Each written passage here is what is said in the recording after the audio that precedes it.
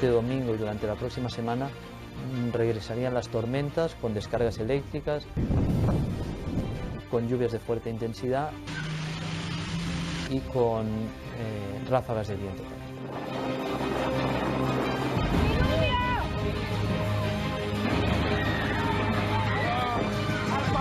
Intensas lluvias, tormentas eléctricas, desbordes e inundaciones. Esto nos demuestra que el cambio climático es una realidad.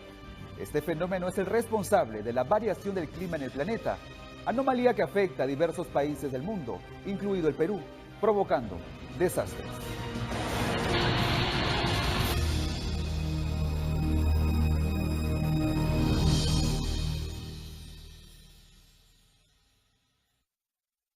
Tenemos una alerta de niño costero desde el mes de febrero y todavía se está prolongando ese niño costero durante todo el mes de marzo. Niño costero que está dejando miles de familias damnificadas, viviendas destruidas y las principales vías de acceso interrumpidas por lodo y piedras.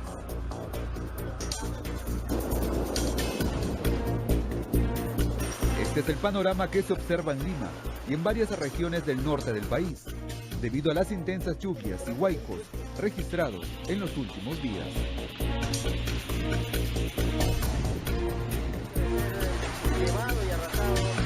Se han presentado esas nubes tan fuertes, tan intensas en la zona norte, son nubes de tormenta que no son habituales en la costa, en Chiclayo, en Piura, y que han estado generando lluvias intensas en todo lo que es Lambayeque, Trujillo. Se han presentado inundaciones, también se han activado quebradas en días anteriores en Trujillo, en Chimbote, en la zona norte.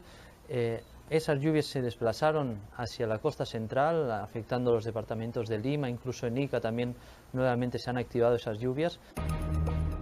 De acuerdo a las cifras del Centro de Operaciones de Emergencia Nacional COEN, hasta la fecha son más de 60 personas fallecidas, más de 70 heridos y 11 desaparecidos.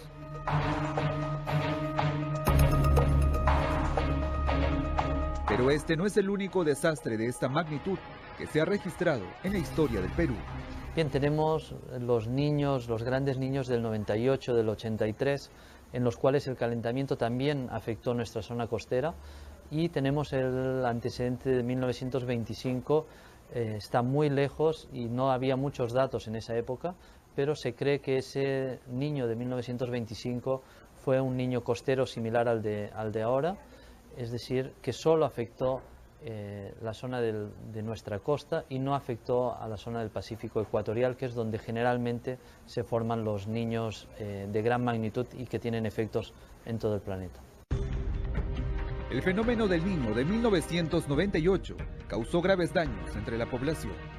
Regiones del norte, centro y sur del país fueron las más afectadas, entre ellas Piura y Lima. Aquel año más de 300 personas fallecieron y más de 549.000 quedaron damnificadas, según cifras de INDECI. Otro de los acontecimientos que dejó grandes pérdidas se registró en el año 2012. Las constantes lluvias provocaron el desprendimiento de rocas y piedras que destruyeron viviendas del asentamiento humano Virgen del Rosario en Chosica.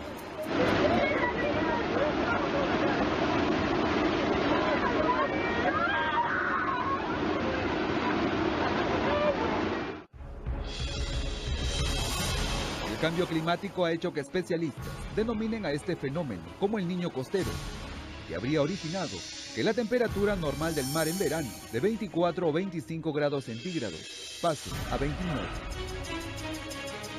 Con los desastres naturales ocurridos a lo largo de todos estos años, se está más alerta para evitar que las cifras de víctimas se incrementen en las diferentes regiones del país que continúan siendo afectadas.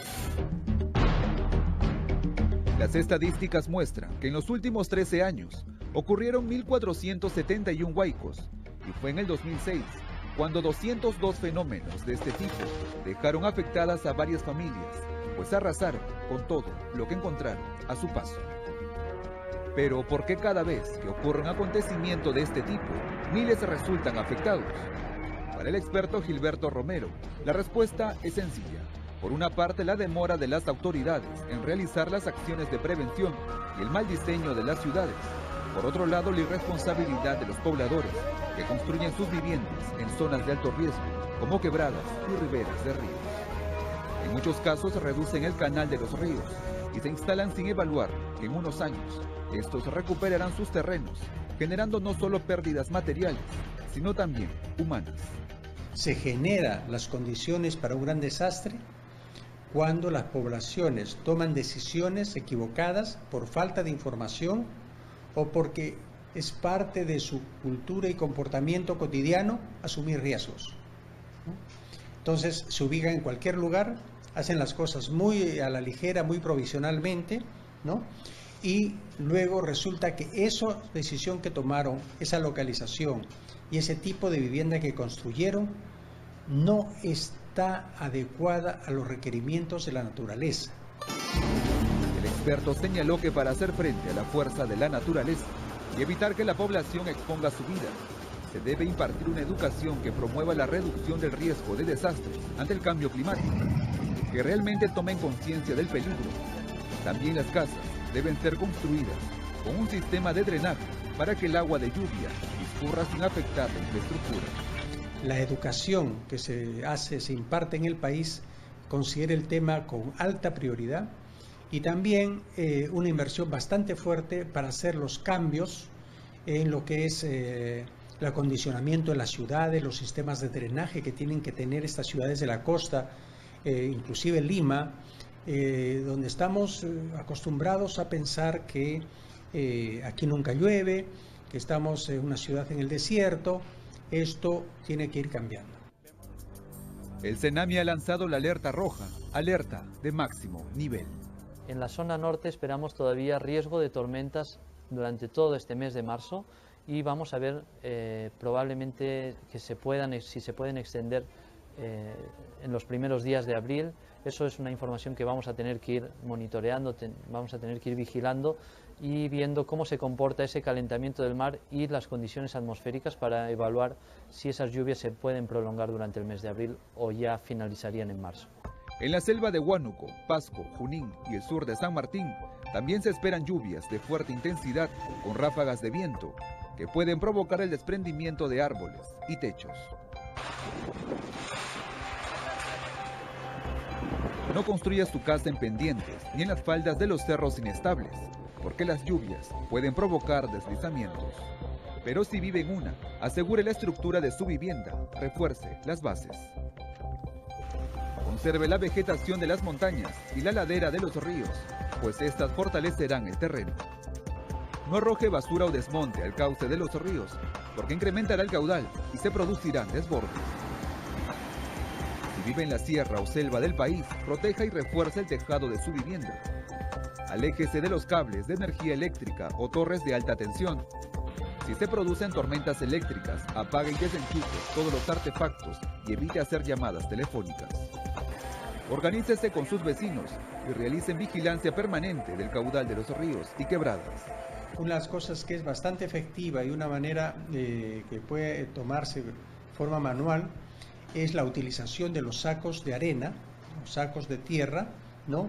Y tener por lo menos unos 10 o 12 sacos que permiten trancar la puerta, ¿no? Y las ventanas a una determinada altura cuando están en época en que los huaicos van a transitar, porque se sabe cuáles son los lugares por donde los huaicos transitan o por donde vienen en las laderas y todo, y eso puede permitir por lo menos parcialmente, ¿no? Impedir el ingreso del barro, aunque no van a evitar el ingreso de las aguas. A consecuencia de las intensas lluvias que vienen ocasionando inundaciones, huaicos, deslizamientos y desbordes, el gobierno ha dispuesto medidas urgentes para atender la emergencia.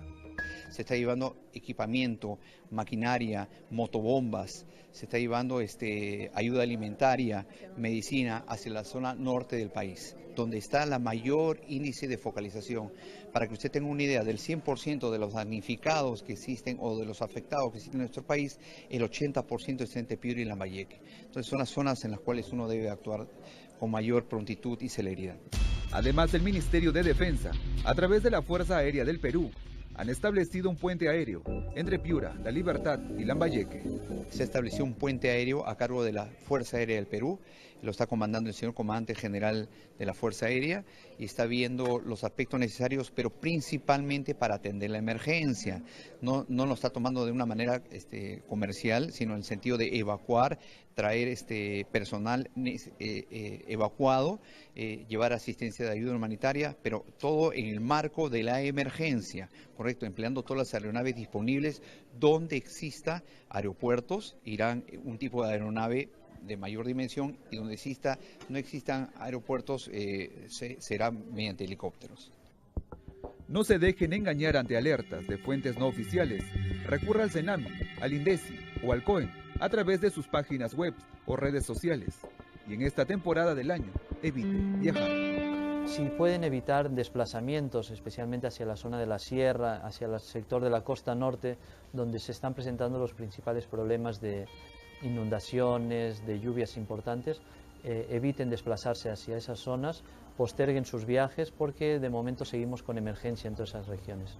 De acuerdo al CENAMI, las intensas lluvias continuarán y debemos estar preparados. Tenga lista la mochila de emergencias que contenga silbatos, linterna, agua y enlatados. Hasta el momento el Estado ha destinado 2.500 millones de soles para atender la emergencia.